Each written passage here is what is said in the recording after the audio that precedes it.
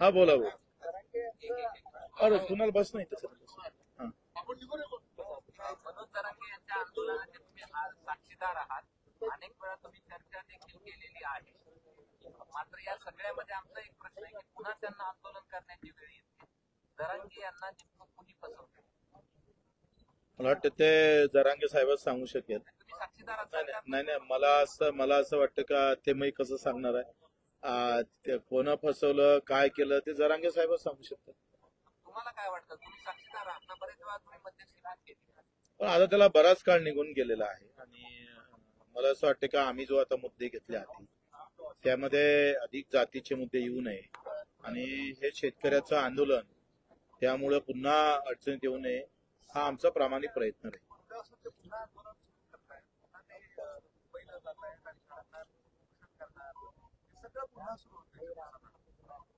तो त्यांचा विषय आहे ना, कशा पद्धतीनं आंदोलन करायचं, कधी करायचं, कुठं करायचं ते ठरवा. मी कसं सांगणार आहे तिच्यात.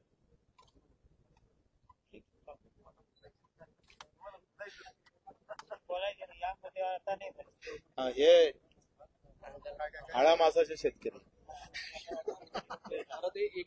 एकनाथ शिंदेच्या नगरविकास खात्यावर देवेंद्र फडणवीसांनी नाराजी व्यक्त केली. त्यामुळे दोन्ही नेत्यांमध्ये आता परत अंतर्गत वाद सुरू असतो. ते काय ना तो आहेच. मी तुम्हाला अधिक सांगतो, स्पष्ट करून सांगू याच्यावर. केंद्रामध्ये महाराष्ट्रातल्या कोणत्या नेत्याची ताकद जास्त आहे? एक तर उद्धव साहेबाची आहे आणि पवार साहेबाची. आता बीजेपीला राज्यात गरज आहे का केंद्रात गरज आहे? मग आता काय होणार ते सांगायची गरज नाही.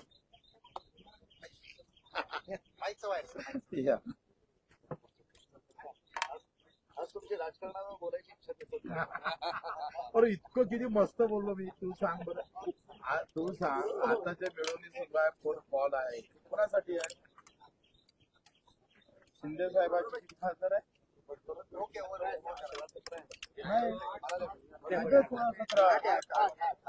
आणि उद्धव साहेबांचे आणि अजितदादाचे